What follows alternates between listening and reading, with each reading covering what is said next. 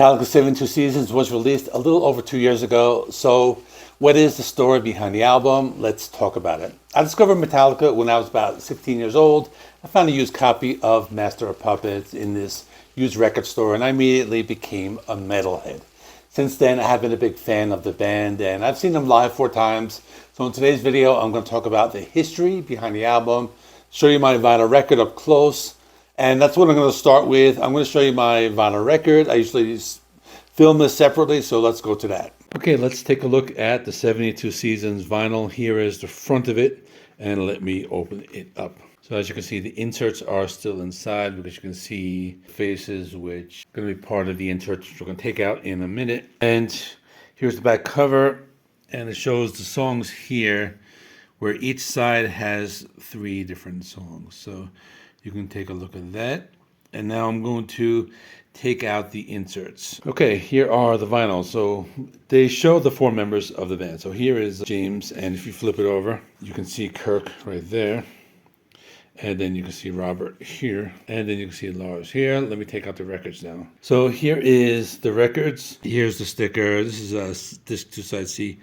It's the red one. I think this is the equivalent of the Target one that they sold in the US, but I bought this in Mexico City from a store called Mix Up, which is basically the main record store that's in this country. So that's that, and let me get on with the video.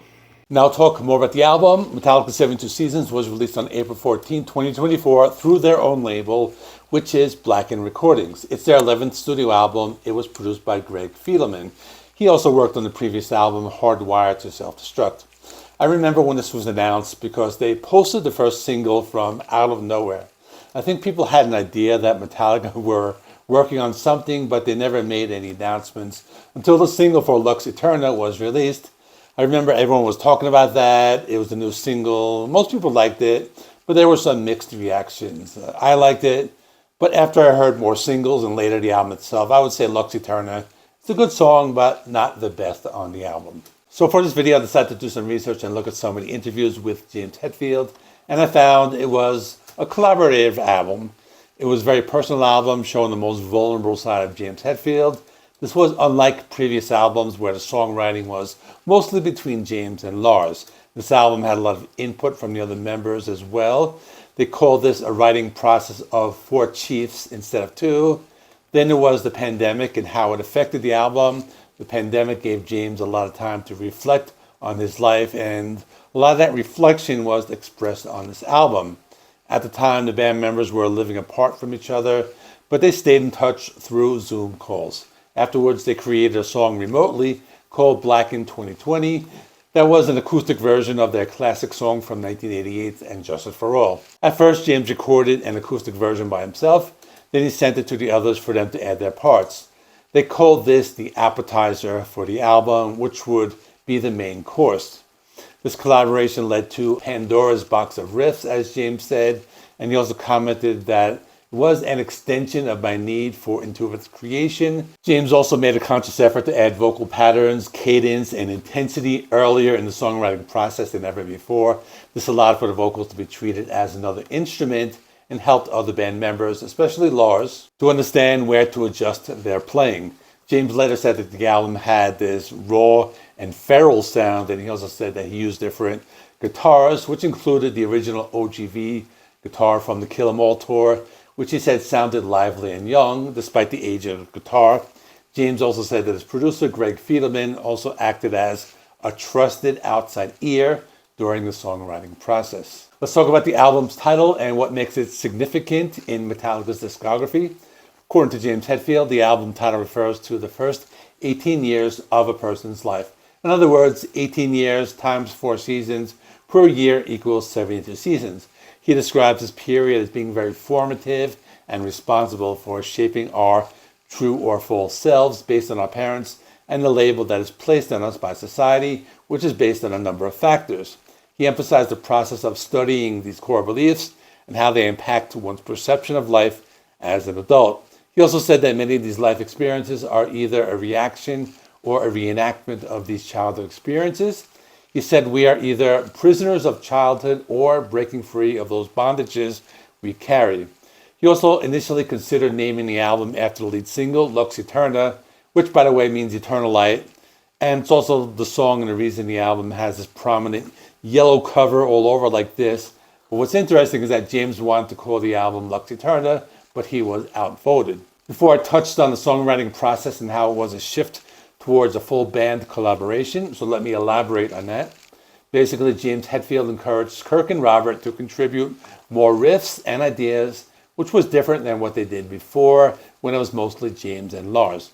James expressed a desire for everyone to be part of it and be in it, and he also advocated for all members to be in the studio jamming together and speaking up and voicing their opinion. Because of this, it led to more amazing nuggets and felt very freeing for everybody. Not only that, producer Greg Fiedelman played a crucial role as a trusted outside ear in navigating this more democratic and creative environment. I also touched on the fact that it was a very vulnerable album for James. He described the album as like open heart surgery, where he was much more ready to open my heart to everyone in the band, lyrically, emotionally, and creatively. The album's concept reflects his ongoing journey of understanding and reevaluating his childhood, moving away from solely blaming his parents and acknowledging their humanity. He saw it as a way of evolving from his youthful rebellion to an acceptance of who he is and what he does, specifically in his music.